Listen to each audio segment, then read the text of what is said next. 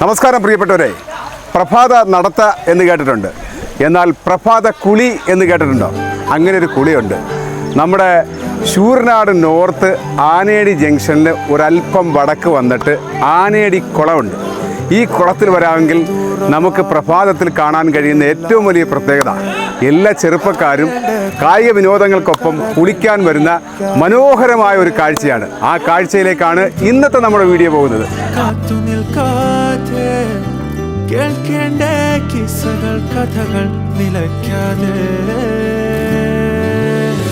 ചിറാപ്പുഞ്ചി മഴയത്ത് നിലാവഞ്ചി തുഴഞ്ഞത്ത്, ചിറാപ്പുഞ്ചി മഴയത്ത് നിലാവഞ്ചി തുഴഞ്ഞത്ത്, ചിറാപ്പുഞ്ചി മഴയത്ത് നിലാവഞ്ചി തുഴഞ്ഞത്ത്, ചിറാപ്പുഞ്ചി മഴയത്ത് നിലാവഞ്ചി തുഴഞ്ഞത്ത്.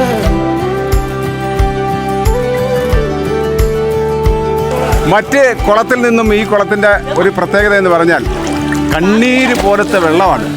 അതിനുപരി വലിയ ആഴമില്ല. ഏതൊരാളിനും വന്ന് കുളിക്കാൻ പറ്റുന്ന വലിയ അവസരമാണ് ഈ കുളത്തിലുള്ളത്. ഇപ്പം പൊതുവെ വെള്ളപ്പൊക്കം നിലനിൽക്കുന്ന സമയമാണ്. ഈ സമയത്ത് പോലും ഇവിടെ ഒരാളിന്മേലുള്ള വെള്ളം മാത്രമേ ഉള്ളൂ. അതുകൊണ്ട് നീന്തൽ പഠിക്കാനും കുളത്തിൽ പോയി കുളിച്ച് ആസ്വദിക്കാനും ഒക്കെയുള്ള ഒരു വലിയ അവസരമാണ്. സത്യത്തിൽ നമ്മുടെ നാടിൻ്റെ ഒരു വലിയ നിധി തന്നെയായിട്ട് ഇതിനെ നമുക്ക് കാണാൻ പറ്റും. പിന്നെ നമ്മുടെ മറ്റ് കുളത്തിൽ നിന്ന് വ്യത്യസ്തമായിട്ട് ഈ കുളത്തിൻ്റെ ഒരു പ്രത്യേകത എനിക്ക് കാണുന്നത് കണ്ണീര് പോലത്തെ വെള്ളമാണ്. എന്താണ് അതിന് കാരണം? ഇതാകുമ്പോൾ നല്ല ഒഴുക്കുണ്ട്, പിന്നെ അടിയിൽ നല്ല പാറയാണ്. രാവിലെ വന്നു കഴിഞ്ഞാൽ അധികം തിരക്കുമില്ല, നല്ല ക്ലിയർ ആയിട്ട് കിടക്കുക. അല്ല, ഇപ്പം പൊതുവെ മഴക്കാലമാണ്. ഈ മഴക്കാലത്ത് പോലും ഇവിടെ വെള്ളം അധികമായിട്ട് നമുക്കൊരു നിയന്ത്രണത്തിൽ നിർത്തിയിരിക്കും. അതായത് എങ്ങനെയാണ് അതിൻ്റെ നല്ല ഒഴുക്കാണ്. ഈ ലെവലിന് മുകളിലോട്ട് വെള്ളം വന്ന് ഒഴുകാൻ പോകും. അതുകൊണ്ടാണ് ഈ ലെവലിൽ എപ്പോഴും വെള്ളം നിൽക്കുന്നത്. ഇത്ര നല്ല ക്ലിയർ ആയിട്ട് കിടക്കുന്നത്. ശരിക്കും പറഞ്ഞാൽ ഇതിനകത്ത് അഴുക്കും പോയിക്കൊണ്ടിരിക്കും. ഒരു ലെവലിന് മുകളിലേക്ക് വരുന്ന വെള്ളം പുറത്തോട്ട് പോയിക്കൊണ്ടിരിക്കും. അപ്പൊ അത് ഒരിക്കലും വെള്ളം ഇതിനകത്ത് പൊങ്ങത്തില്ല. അപ്പൊ അപകട സാധ്യത കുറവാണ്. അപ്പൊ പിള്ളേർക്ക് പോലും വന്ന് ഇവിടെ കുളിക്കാൻ പറ്റും. അത് ഈ കുളത്തിന്റെ എപ്പോഴും ഈ ലെവലിലേ കാണത്തില്ലേ. അപ്പൊ മറ്റെല്ലാ കുളങ്ങളിൽ നിന്നും വ്യത്യസ്തമായി കുളത്തിന്റെ ഏറ്റവും വലിയ പ്രത്യേകത അത് തന്നെയാണ്. ഒരിക്കലും ഒരു അപകട സാധ്യത ഇല്ല എന്നുള്ളതാണ്. ഇവിടെ പൊതുവെ തിരക്ക് എങ്ങനെയുണ്ട്?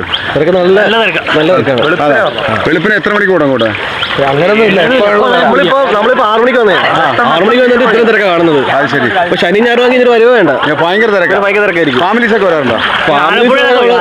ആലപ്പുഴ പൊതുവെ ചെറുപ്പക്കാരാണ് കൂടുതൽ, പിള്ളേരായിട്ടാ പോകുന്നത്. ശനി ഞായറും വലിയ തിരക്കായിരുന്നു.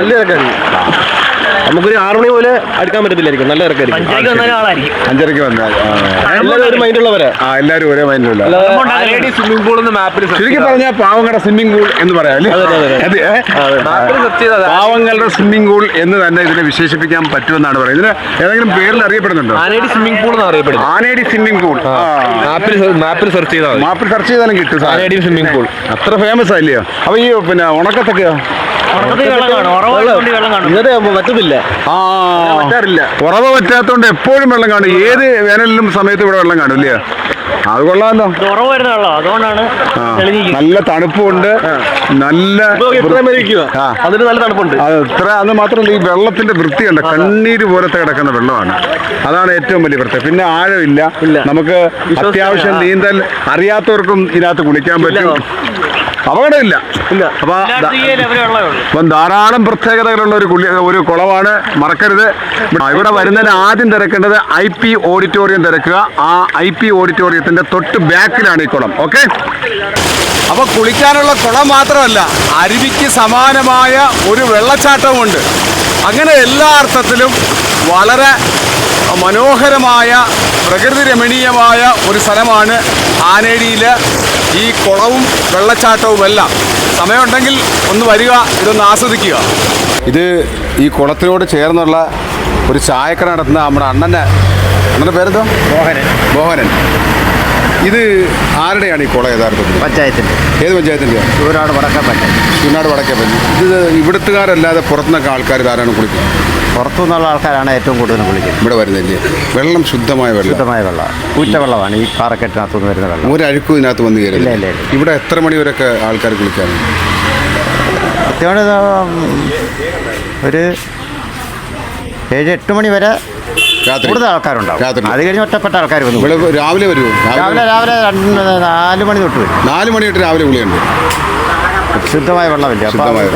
ഇവിടെ എത്താനുള്ള പ്രധാന മാർഗം എന്ന് പറയുന്നത് ആനേടി ജംഗ്ഷനിൽ വരിക, എന്നിട്ടൊരു 100 മീറ്റർ വടക്കോട്ട് വരിക. അപ്പോൾ തന്നെ ഇന്ദ്രപ്രസ്ഥം ഓഡിറ്റോറിയം, ഒരു ഗുരുമന്ദിരവും കാണും. അതിൻ്റെ ഇടയിൽ നിന്നും താണ്ട് താഴോട്ടൊരു വഴിയുണ്ട്. പെട്ടെന്ന് റോഡിൽ നിന്നുകൊണ്ട് നമുക്ക് കാണാൻ പറ്റത്തില്ല. ഈ ഗുരുമന്ദിരത്തിൻ്റെ സൈഡിൽ നിന്നും താഴോട്ട് പോകുന്നതാണ് ഇതിൽ ഈ കുളത്തിലേക്ക് പോകാനുള്ള പ്രധാനപ്പെട്ട വഴി.